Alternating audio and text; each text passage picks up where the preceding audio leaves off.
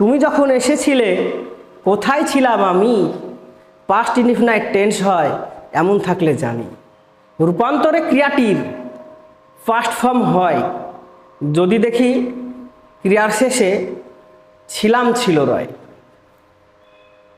তো স্টুডেন্টস, শুরু করা যাক আজকের ক্লাস। ছড়াই ছড়াই past indefinite tense. Past indefinite tense কাকে বলে? অতীতকালে যদি কোনো কাজ সাধারণভাবে ঘটে বা ঘটেছিল বোঝায় তাকে পাস্ট ইনডিফিনাইট টেন্স বলা হয়। অতীতকালে যদি কোনো কাজ সাধারণভাবে ঘটেছিল বোঝায় তাকে পাস্ট ইনডিফিনাইট টেন্স বলা হয়। চিনবার উপায় কিভাবে চিনব? বাংলা বাক্য দেখে কিভাবে চিনব? বাংলা ক্রিয়াপদের শেষে ছিলাম ছিল এরকম যদি থাকে তাহলে তাকে আমরা পাস্ট ইনডিফিনাইট টেন্সে করব। এবার কথা হলো যে কিভাবে গঠন করব। গঠন প্রণালী অ্যাফার্মেটিভ সেন্টেন্সে subject plus V2 plus object. কি বললাম? Subject plus V2 plus object. V2 মানে ভার্বের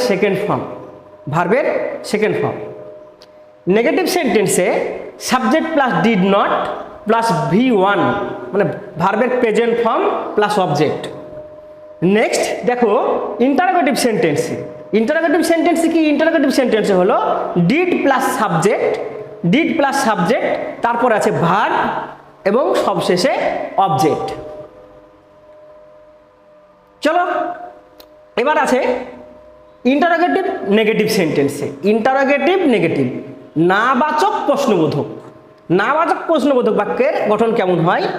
নাবাচক প্রশ্নবোধক বাক্যের গঠন এমনভাবে করা যায় did plus subject plus not plus V1 plus object, এরকমভাবেও করা যায়। কিন্তু বর্তমানে স্পোকেন ইংলিশে কথা বলার জন্য প্রথমে ডিড, তারপরে নট, তারপরে subject plus verb plus object, মানে এই ডিড আর নটকে একসঙ্গে ডিডন্ট বলা হয়। ডিড আর নটকে একসঙ্গে আমরা কি বলবো?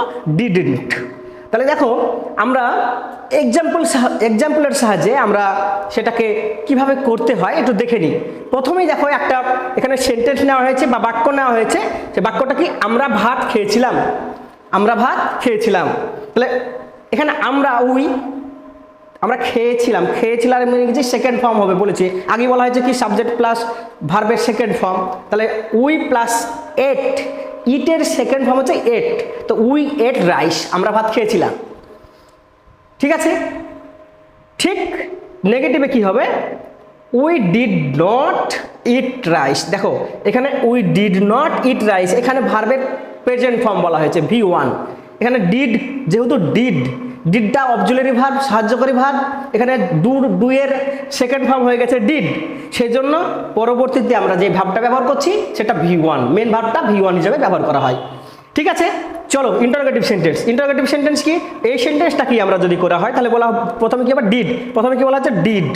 দেখো did plus subject plus verb plus object, তাহলে কি ডিড উই ইট রাইস, আমরা কি ভাত খেয়েছিলাম। ঠিক আছে? নেক্সট পরের দেখো interrogative negative, didn't we eat rice, আমরা কি ভাত খেয়েছিলাম না। বা এটা বলতে পারো did we not eat rice, আমরা কি ভাত খেয়েছিলাম না, এটাও বলা যায়। ঠিক আছে? আরেকটা এক্সাম্পল দেখে নিই।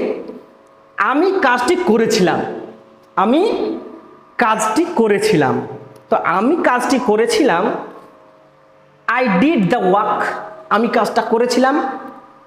I did not do the work, আমি কাজটা করেছিলাম না। Did I do the work, আমি কি কাজটা করেছিলাম, প্রশ্নবোধক। এবং সবশেষে didn't I do the work, আমি কি কাজটা করেছিলাম না, এইরকম। বা did I not do the work, আমি কি কাজটা করেছিলাম না, এভাবেও করা যায়। তো স্টুডেন্টস, এই হলো পাস্ট ইনডিফিনাইট টেন্স। তোমরা এখনো যারা চ্যানেলটি সাবস্ক্রাইব করোনি একটু সাবস্ক্রাইব করে দেবে এবং বন্ধুদের সঙ্গে শেয়ার করে দেবে। লাইক কমেন্ট করতে ভুলো না। আজকের ক্লাসে এ পর্যন্ত, দেখা হবে পরবর্তী ভিডিওতে।